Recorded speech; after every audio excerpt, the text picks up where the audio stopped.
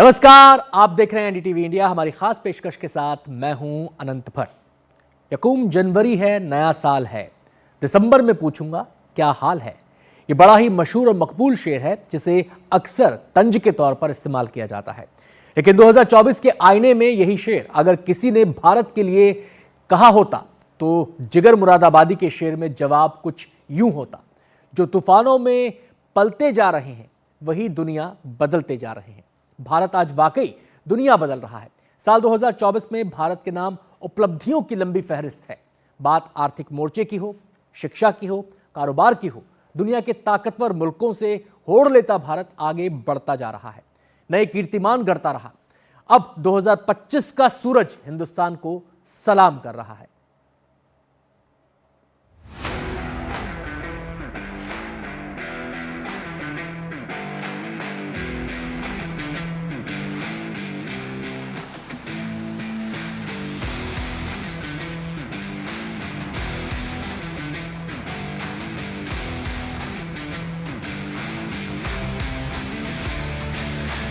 We have a very good relationship. He's the nicest human being.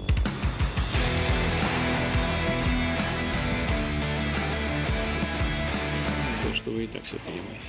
हमारे इतने रिश्ते हैं कि मुझे ऐसा लगा कि आपको कोई अनुवाद नहीं चाहिए। युद्ध के मैदान में समाधान संभव नहीं। Prime Minister Modi has a similar program make in India. Leadership has been pursuing India comes first policy. This is an honor of 1.4 billion Indians.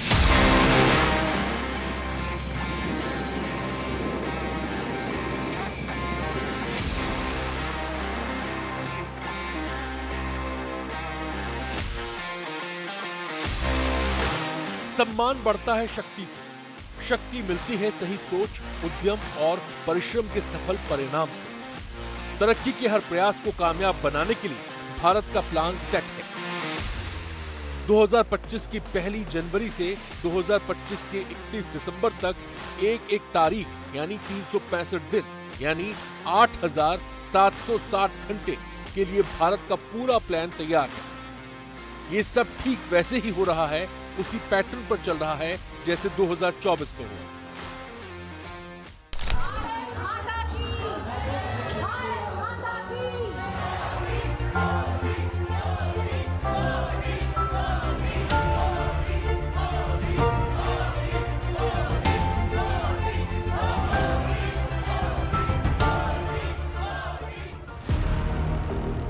Bharat में आखिर ऐसा क्या है कि इसका जादू दुनिया के सिर चढ़कर बोल रहा है? भारत में आखिर ऐसा क्या है कि हर देश भारत से रिश्ते बेहतर करने की कोशिश कर रहा है? भारत में ऐसा क्या है कि दुनिया उसे सिर झुकाकर सलाम कर रही है? भारत में ऐसा क्या है कि हर देश भारत में निवेश के मौके खोज रहा है? भारत लगातार डिजिटली स्मार्ट हो रहा है और ये तो अभी शुरुआत है। भविष्य का भारत ऐसे इनोवेशन की तरफ बढ़ने वाला है जो पूरी दुनिया को दिशा दिखाएगा। भविष्य का भारत दुनिया के विकास का हब होगा, दुनिया का ग्रोथ इंजन होगा। वो समय दूर नहीं जब भारत दुनिया का ग्रीन एनर्जी हब होगा,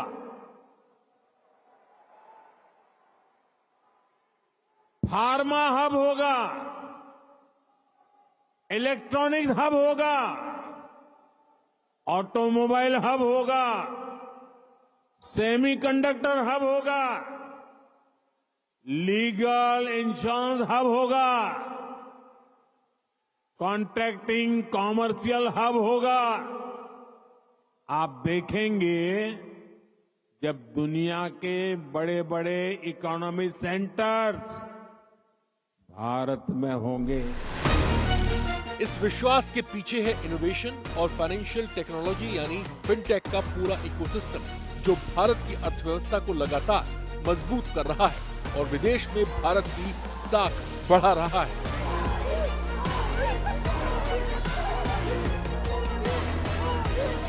प्रधानमंत्री नरेंद्र मोदी के नेतृत्व में भारत की आर्थिक वृद्धि शानदार रही है। भारत की ट्रेड एफिशिएंसी बढ़ी है। इसके अलावा लॉजिस्टिक परफॉर्मेंस इंडेक्स में भारत ने 16 पायदान की छलांग लगाकर 38वें स्थान पर जगह बनाई है।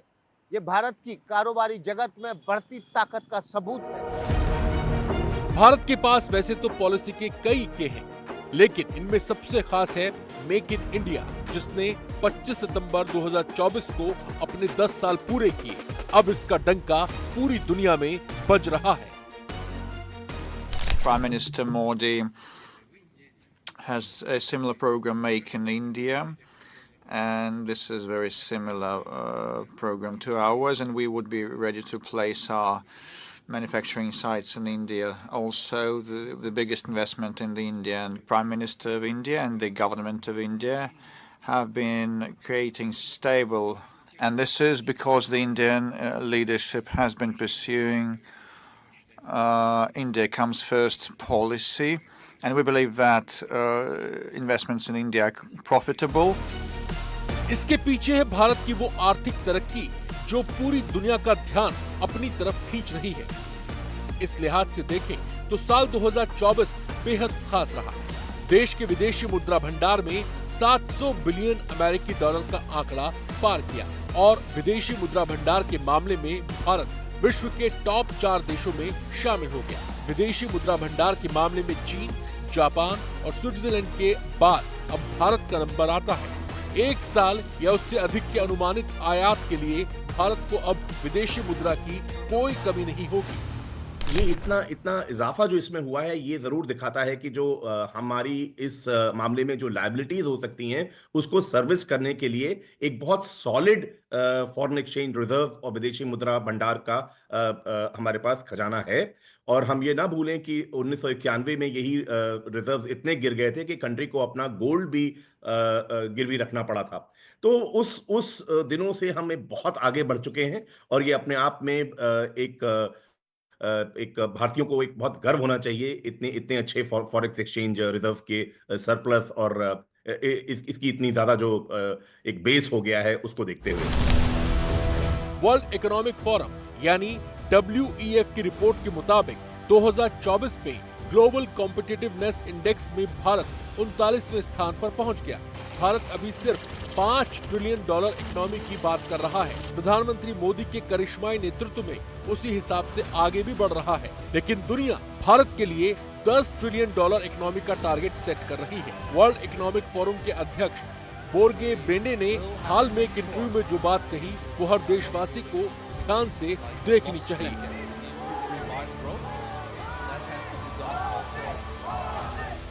हमें लगता है कि आने वाले दशक में हम भारत को लेकर $10 ट्रिलियन की अर्थव्यवस्था के बारे में बात कर सकते हैं। डिजिटल अर्थव्यवस्था और सेवाओं के निर्यात के कारण भारत सबसे आगे रहा है। ये भारत के लिए बहुत अच्छी बात है। भारत बहुत तेजी से बढ़ रहा है।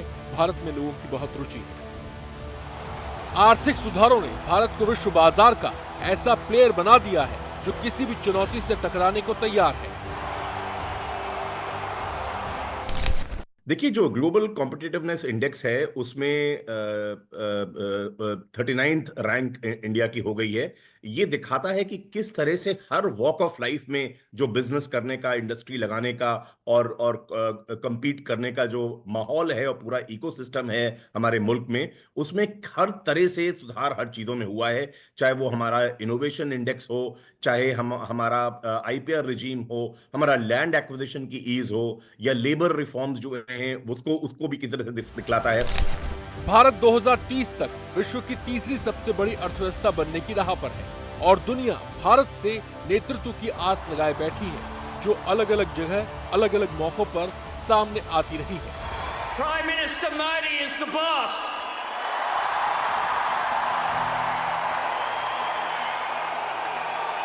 One future, one earth, one family, one world. We need one leader.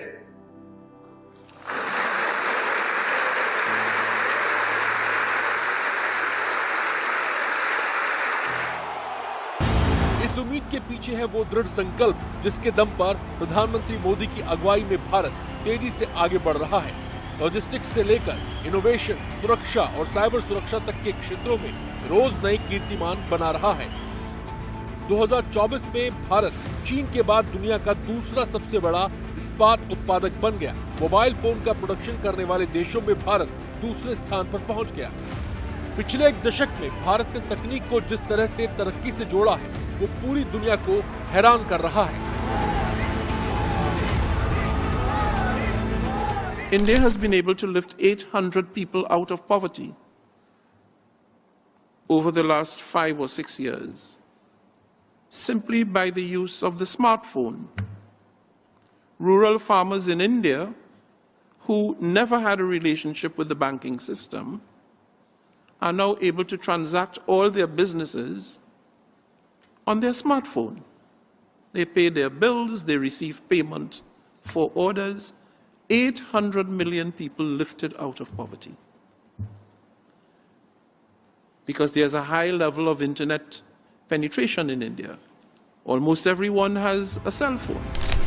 इसमें आधार की शक्ति से लैस भारत के उस डिजिटल पब्लिक इंफ्रास्ट्रक्चर का योगदान भी कम नहीं जिससे अर्थ जगत के दिग्गज पूरी दुनिया को अपनाने की सलाह दे रहे हैं। India is doing on this issue of authentication.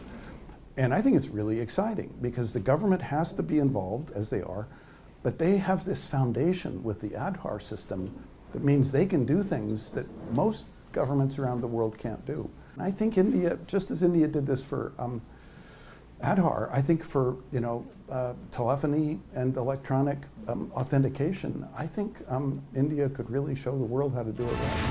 तकनीक से तरक्की के रास्ते पर बढ़ता भारत रोज नए मोर्चे फतेह कर रहा है। 2024 में एक और बड़ा कमाल हुआ है।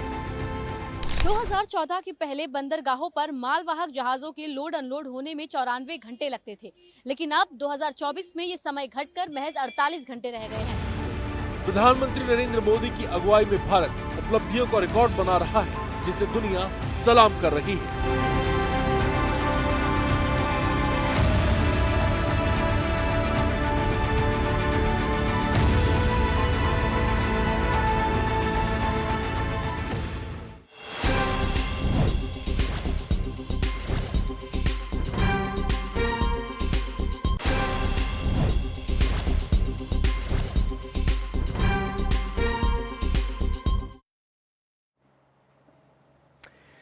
दुनिया के नक्शे में भारत की बढ़ती साख और दबदबे का अंदाजा इसी बात से लगाइए कि ग्लोबल प्रोडक्शन हब के तौर पर हम चीन को चैलेंज कर रहे हैं। इसके पीछे है ईज ऑफ डूइंग बिजनेस। इस पैमाने पर 2015 से 2018 के बीच भारत ने 42 पायदान की छलांग मारी है, तो दुनिया नजरअंदाज नहीं कर सकी। भारत के लिए दुनिया का नजरिया बदला और भारत की आर्थिक ताकत बढ़ती गई। 2025 में इसके और मजबूत होने की उम्मीद है।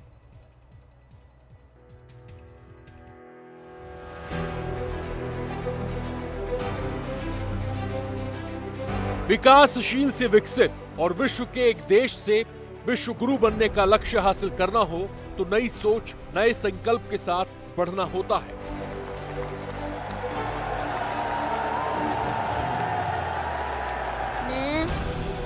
मैं नरेंद्र दामोदर दास मोदी जून 2024 में जब एनडीए ने देश में तीसरी बार सरकार बनाई तो तय हो गया कि जिन आर्थिक नीतियों पर देश पिछले 10 साल से चल रहा है वो फिलहाल बदलने वाली नहीं है। इसका पॉजिटिव इफेक्ट देखिए।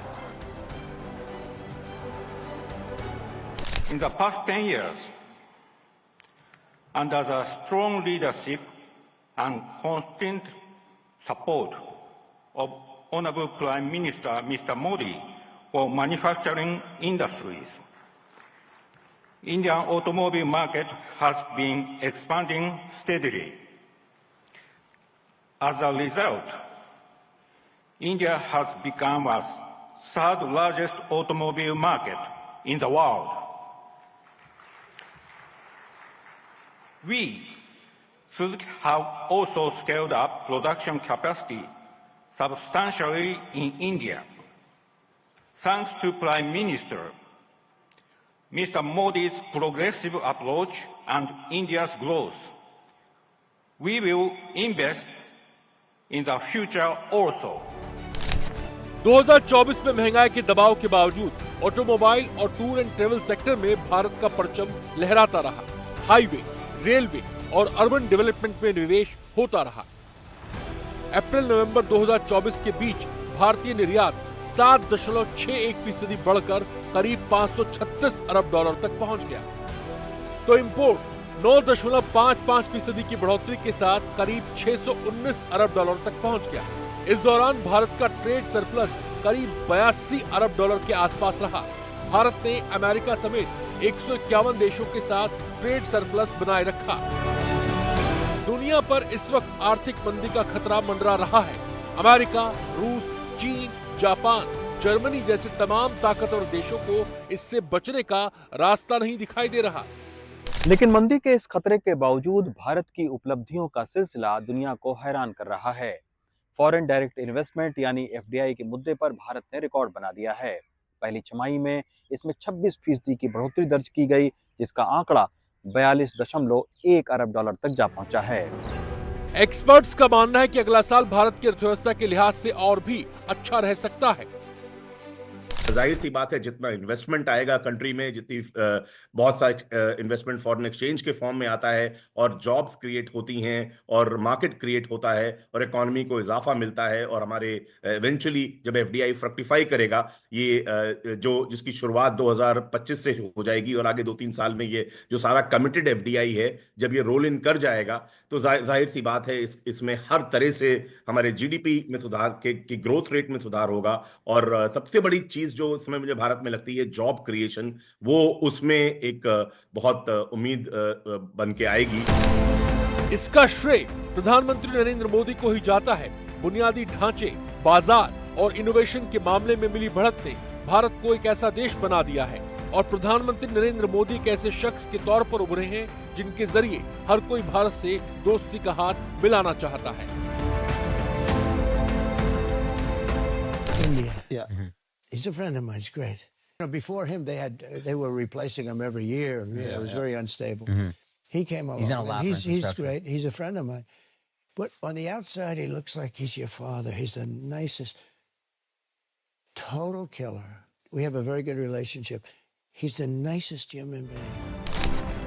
ये सबूत है कि दुनिया भारत के संकल्प और भारत के मजबूत नेतृत्व पर भरोसा करती है, वरना 10 साल में 20 देशों का सर्वोच्च नागरिक सम्मान भला कितने ग्लोबल लीडर्स को मिल सका है।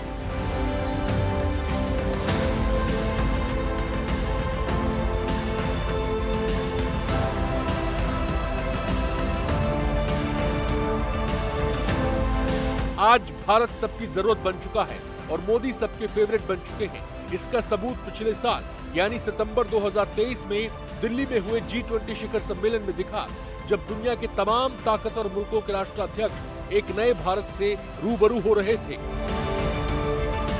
Hello from the Melody team.